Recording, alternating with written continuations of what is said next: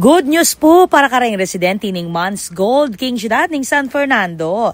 Formal na lang mipasa king city government ning syudad reng 480 land titles para kareng residente ning Mans Gold Village king Barangay Santa Lucia inyang November 11, 2025. Peni muna ning attorney Mark Anthony Anyag ning Land Registration Authority o LRA at Registry of Deeds ing turnover dareng titulo king Technical Working Group o TWD. Ameni muna king survey at many bala kareng amanwang Gabon. Tinagon king seremonya dina Mayor Vilma Caluwag, Vice Mayor Brenz Gonzales at reng konsihal dina Reggie G4 David, Harvey Kiwa, Ati K. Pineda, J. Cuyugan, Mark Joseph Carion, Jason Castro Sikat at Elmer Benko. Kaya beya naman keti i-City Assessor at TWG Chairperson Dr. Luz Bautista, Acting City Administrator Engineer Michael Quizon at reng opisyal ning Mans Gold Village Neighborhood Association Incorporated.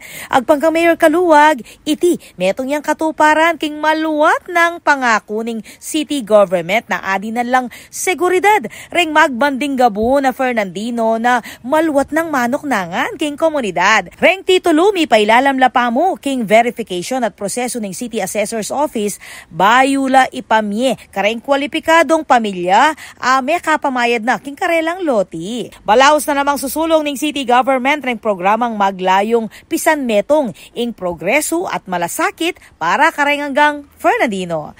Ako po ay Patricia Mamangon para King News Force Pampanga. Balitang tutuking Balen, susuyo.